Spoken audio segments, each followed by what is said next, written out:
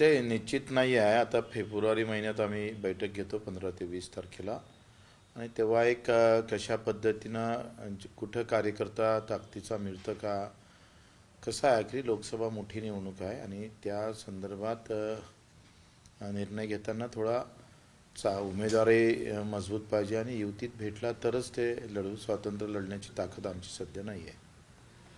मागे दिल्लीला जेव्हा बैठक झाली होती तेव्हाही आपण येऊन अशीच प्रतिक्रिया दिली होती की अजून आम्ही एनडीए मध्येच राहू, हे ठामपणे कोणी बोलू शकत नाही कार्यकर्त्यांशी हे करून.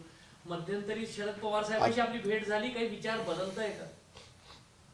मला असं वाटते का पवार साहेबांची भेट ही औपचारिकता होती आणि त्यांच्या मदतीची जाणीव म्हणून आम्ही ते बैठक होती. लोकसभा आणि विधानसभा असं दोघहीचं ताळमेळ लावण्याचा आम्ही प्रयत्न करतोय.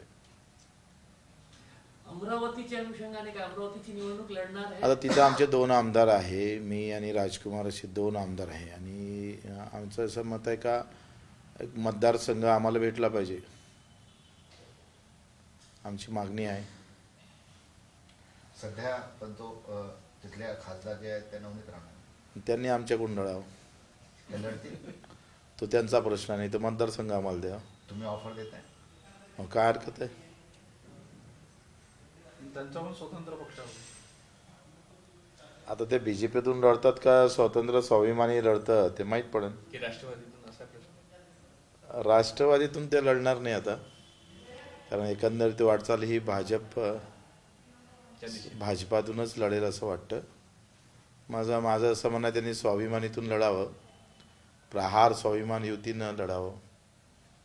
केवळ अमरावतीच की आणखी कुठल्या जागांवर तुमची तुमचा दावा आणखी कुठल्या कुठल्या जागांवर आहे अमरावती शिवाय? तेच आता कसं आहे, लोकसभा आम्हाला फार जास्त उत्सुकता नाही आहे. आम्ही लोकसभेच्या माध्यमातून विधानसभा कसं सर करता येईल तो आम्ही प्रयत्न करू.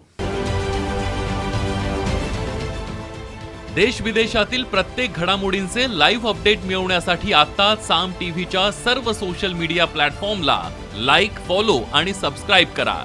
तसंच सर्व नोटिफिकेशनसाठी बेल आयकॉन प्रेस करायला विसरू नका.